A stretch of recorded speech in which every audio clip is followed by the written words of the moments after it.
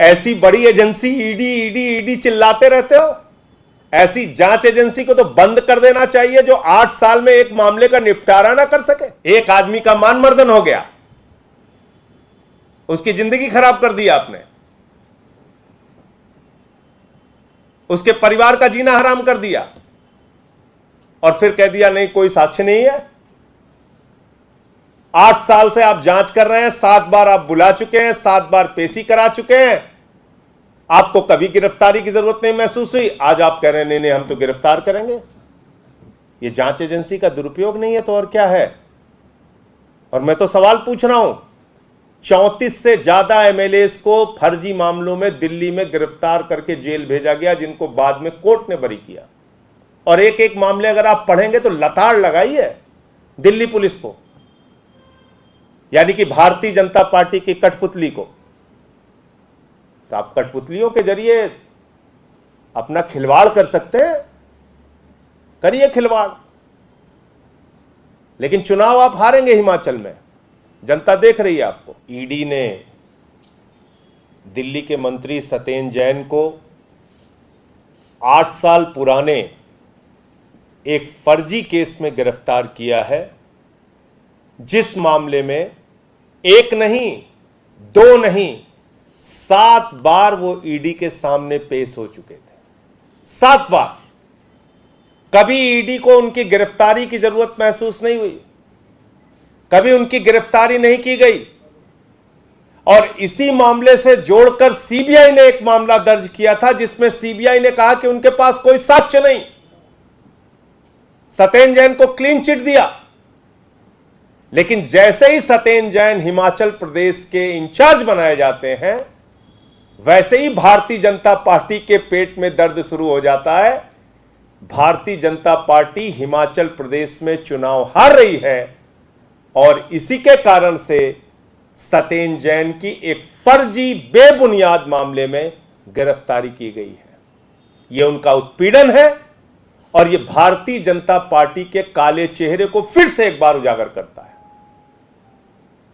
ऐसे मामले में जिसमें सीबीआई की क्लीन चिट मिल चुकी है, आय से अधिक संपत्ति का मामला, और आप लोगों ने देखा होगा कि उस समय भी कितनी बड़ी बड़ी बातें भाजपाई चिल्ला चिल्ला के कर रहे थे।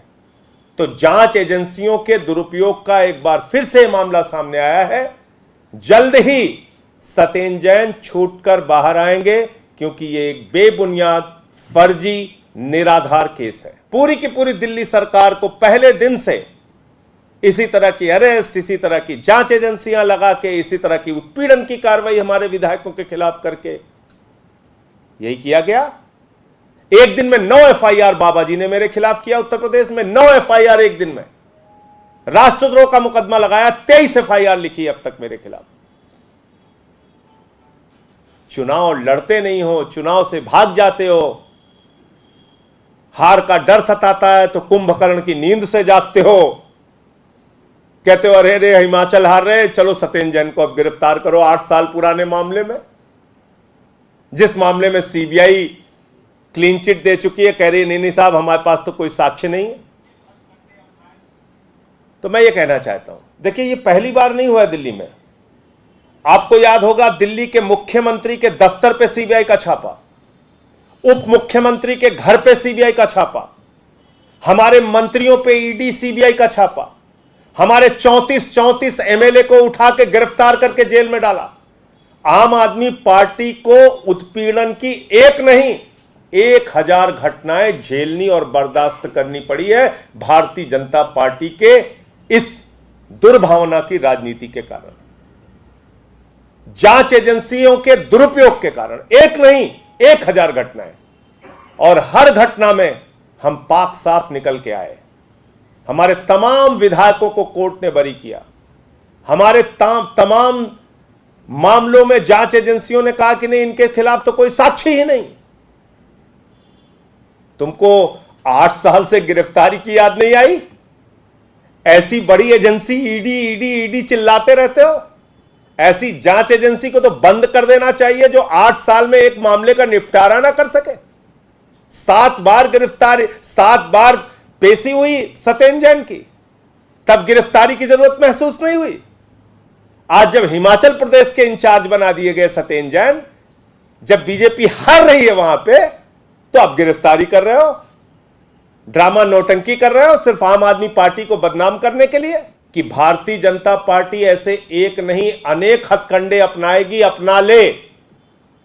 आम आदमी पार्टी हिमाचल प्रदेश का चुनाव मजबूती से लड़ेगी और बीजेपी हिमाचल में हार रही है, उसकी बौखलाहट है और उसी के कारण यह गिरफ्तारी की गई है।